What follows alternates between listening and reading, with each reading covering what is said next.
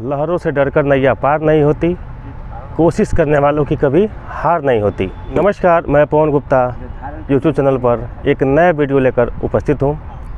आज हम उस शख्स के बारे में बताने जा रहे हैं। वो ऐसा शख्स, किसी ने सच कहा है कि लहरों से डरकर नैया पार नहीं होती और कोशिश करने वालों की कभी हार नहीं होती। वो सटीक यह शब्द उनको बैठता है। आज हमारे साथ हमारे यूट्यूब चैनल पर उपस्थित हैं अधिवक्ता पिंटू साहनी, जो राइज एंड साइंस सोसाइटी के राष्ट्रीय चेयरमैन हैं।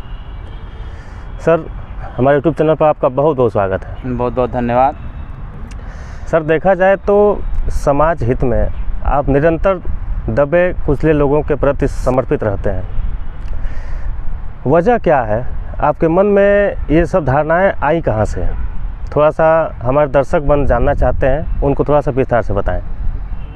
अब आपको हम बता दें, शुरुआती दिनों में कहा जाए तो ग्रामीण परिवेश से मैं पला, एक मजदूर परिवार से कहा जाए तो वहाँ की परिस्थितियाँ अगर कहा जाए तो गांव से ही शुरू हो गई। जो स्थानीय स्वशासन की राजनीति होती है जी, वहाँ जब देखा जाए कि जो गांव के निचले स्तर पे सबसे कहा जाए तो प्रधान चुने जाते हैं, सबसे पहले भ्रष्टाचार वहीं से शुरू हो जाती है। तो कई ऐसी परिस्थितियाँ मुझे देखने को मिला कि वहाँ लोग क्या कर रहे हैं कि जो समाज हित का काम करना है, उनका समाज हित न करते हुए, उनका हित की बात न करते हुए, उनका जो उनको चाहिए न करते हुए अपने झोला भरने का काम किए। तो वहाँ से हमारा प्रारंभ होता है। और प्रारंभ होने के बाद अगर कहा जाए तो आज के परिवेश में मैं गोरखपुर सिविल कोर्ट गोरखपुर से एडवोकेट के रूप में प्रैक्टिस कर रहा हूँ। अभी 2024 के लोकसभा चुनाव में सांसद प्रत्याशी रहा, जो मैं 5वें स्थान पे रहा। ये सब कई चीज़ें प्रेरणाएँ रही। और अगर करीब जाते हैं 2019 में, तो 2019 से हमारा शुरुआत होता है कि जो पूरे हिंदुस्तान में जैसे चिट फंड कंपनियां, सहारा है, PSL है, पिनकान है, यूनाइटेड है, रोज वैली हैं, तमाम कंपनियों में जो निचले स्तर के हैं लोग, गरीब हैं, मजदूर हैं, वो लोग अपना पैसा जमा करते हैं।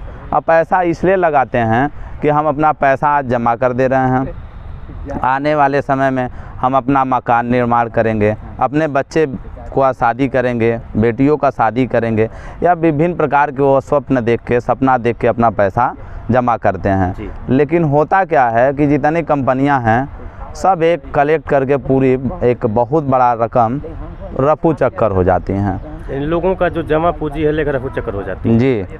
तब उसके बाद जब ये सब सारी चीज़ मैं देखता हूँ तो सारे का निचोड़ अगर कहा जाए तो वर्तमान सरकार पे आती है। यानी वर्तमान सरकार डबल इंजन की भी सरकार है।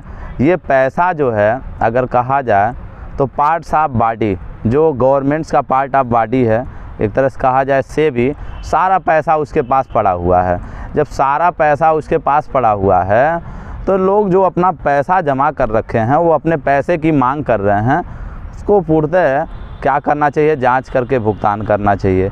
तो हम भुगतान को लेके एक ग्रामीण यानी गांव से प्रारंभ करते हैं, जिला स्तर पे आते हैं, विभिन्न धरना प्रदर्शन, माननीय प्रधानमंत्री जी को, honourable chief justice of India, माननीय मुख्यमंत्री जी को, राष्ट्रपति जी को, सभी लोग को हमने संबंधित लोगों का पैसा भुगतान हो जरिए रजिस्टर्ड मैंने भेजा, कई बार ज्ञापन दिया। लेकिन जब चुनाव आता है 2024, तब जाके सेंट्रल गवर्नमेंट द्वारा, माननीय अमित शाह द्वारा कहा जाता है कि लोगों का पैसा भुगतान होगा।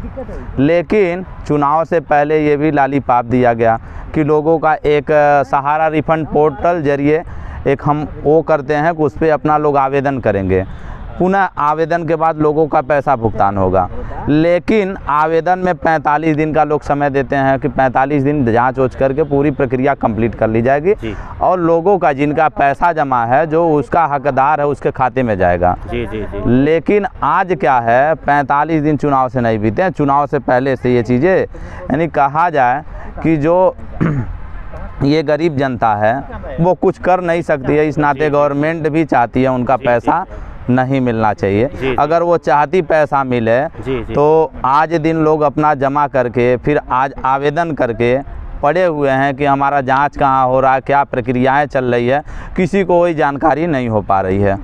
तो ऐसे करके तो हमने बहुत लंबे समय तक इसका मुहिम छेड़ा, जिसका जब कहीं गवर्नमेंट को लगा हमें नुकसान है, उसका कुछ खामियाजा झेलना पड़ेगा, तो ये विभिन्न प्रकार के लालीपाप फेंकना शुरू कर दी थी।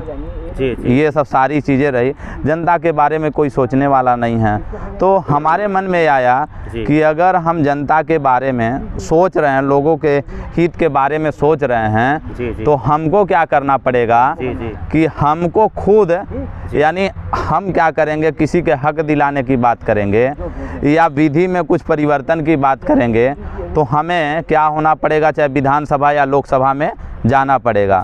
तब जाके मैं इस बार 2024 में लोकसभा का चुनाव लड़ा, दमदारी से लड़ा कि पिछले लोगों का पैसा किसी तरह भुगतान कराएं, और जनता का मुझे प्यार आशीर्वाद भी अच्छा मिला, और ये मैं विगत लगा भी रहूँगा, लोगों का भुगतान भी कराने का प्रयास भरसक प्रयास करूँगा। जी सर, एक सवाल और है कि देखा जाए तो आप एक संगठन भी बनाए हैं जो राइज एंड साइंस सोसाइटी के नाम से मशहूर है। मशहूर है, समझिए एक तरह से संगठन तो बहुत सारे बने हैं, लेकिन धरातल पर कोई कार्य लगभग कहा जाए तो बहुत कम ही लोग करते हैं। लेकिन देखा जाए तो आपकी जो सोसाइटी है बहुत शानदार कार्य कर रही है, लोग जुड़ भी रहे हैं उसमें तेज़ी तरीके से। तो उस सोसाइटी का मोटो क्या है? और दूसरा उसी में एक सवाल और है कि बहुत सारे तबके के लोग हैं जो इस मुहिम को उठा सकते थे, तो आप ही क्यों इस पे आए?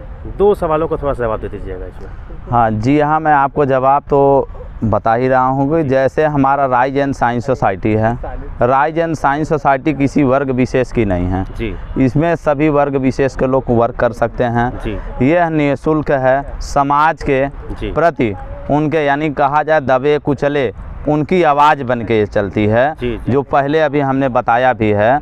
तो हमारा जो सोसाइटी है, एक तरह से कहा जाए छोटे में, कि जिनका कोई नहीं सुनता है, यहाँ तक शासन प्रशासन तक नहीं सुनती है, उनके लिए भी हमारी सोसाइटी खड़ी रहती है। केवल और केवल मात्र उनसे ये कहा जाता है कि आप एक 10 रुपये का स्टैम्प पे आपकी जो समस्या है, यानी संगठन के नाम से आपके लिख के देंगे, तब हमारा संगठन आपका अमल करेगा और निस्तारित भी कराएगा। जी। अच्छा, अब आपकी बात रही दूसरी क्वेश्चन आपने क्या कहा? कि बहुत सारे लोग हैं जो इस मुहिम में आवाज़ बन के लोगों की उठ सकते थे, लेकिन आप ही क्यों?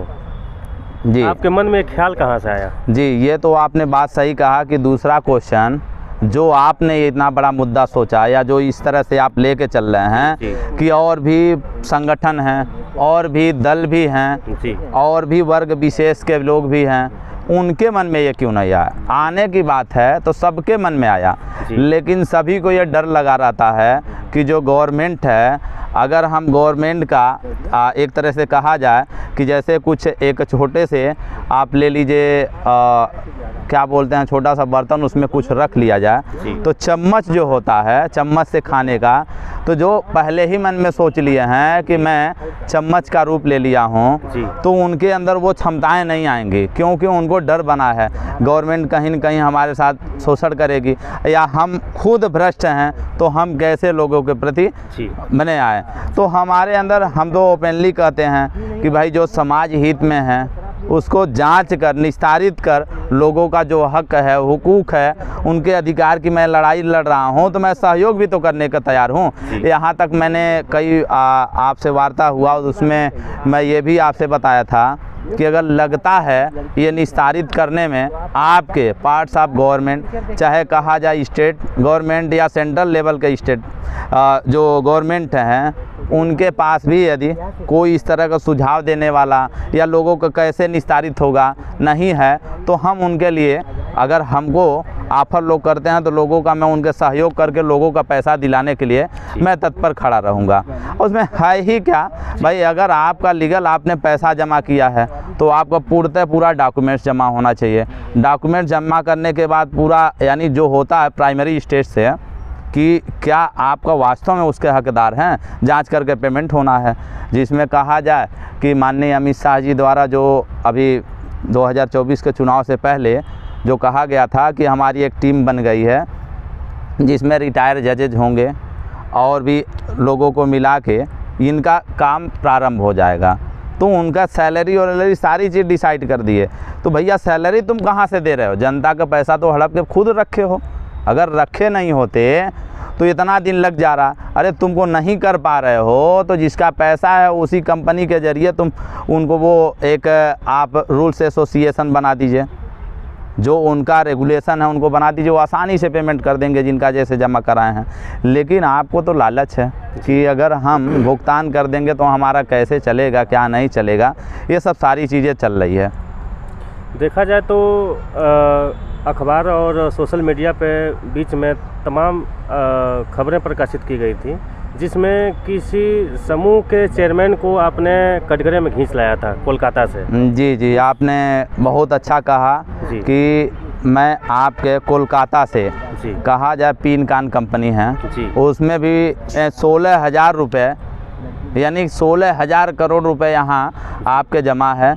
तो यहाँ से आपके माननीय सीजेएम महोदय गोरखपुर के न्यायालय में भी उनके खिलाफ मुकदमा है। वहाँ से रिमांड प्रोटेक्शन एक्ट पे मैंने रिमांड जो होता है प्रोटेक्शन रिमांड के तहत मैंने गोरखपुर बुलवाया था, जिसमें लोग यहाँ तक न्यायालय में कह रहे थे लोगों का पैसा भुगतान करेंगे, लेकिन अभी तक उनका भी नहीं पता चला। और तो और आपने बात सही कहा, अभी हाल ही में अगस्त 2024 में टाइम सिटी कंपनी है, टाइम सिटी वो भी वही काम करती है, लोगों का पैसा जमा कराती है। एक तरह से कहा जाए कि आरडी के रूप में, एफडी के रूप में उस कंपनी में भी लोग जमा कर रखे हैं बहुत ज़्यादा पैसा। वो अभी कंपनी लेके रफू चक्कर हो गई है। तो अगस्त 2024 में उस कंपनी के खिलाफ भी मैंने गोरखपुर से मुकदमा दर्ज करा दिया है और जल्दी ही मुकदमा दर्ज हो गया, विवेचना प्रारंभ हो जाएगी। वो भी आपके देवरिया बाईपास रोड पे इसका कार्यालय हुआ करता था। ये अगर कहा जाए तो ये थाना रामगढ़ताल जांच करेगी। चलिए सर, बहुत बहुत धन्यवाद कि एक दबे तबके के लोगों का एक सहारा आप बन रहे हैं। जो उनकी जमा पूंजी है, उस पूंजी को आपने निकालने का एक अथक प्रयास किया है बिना लोभ के, तो ये कहीं ना कहीं बहुत बड़ी बात होती है। जी, हमारा आज भी प्रयास है, आगे रहेगा कि लोगों का पैसा मिले। मैं प्रयास रहूँगा और आने वाले समय में देखने को मिलेगा कि लोगों का पैसा मिलना प्रारंभ हो गया है। जी जी, तो जल्द ही कुछ अन्य जानकारी को लेकर मिलेंगे आपसे। तब तक के लिए धन्यवाद आपको। जी, बहुत बहुत धन्यवाद। आज आपने पिंटू साहनी जी को सुना, जो दबे कुचले लोगों के लिए सहारा शुरू से बनते चले आए हैं और कहीं ना कहीं अथक प्रयास इनका आज भी निरंतर जारी है। जल्द ही हम एक नए एपिसोड के साथ पुनः उपस्थित होते हैं। तब तक के लिए धन्यवाद, नमस्कार।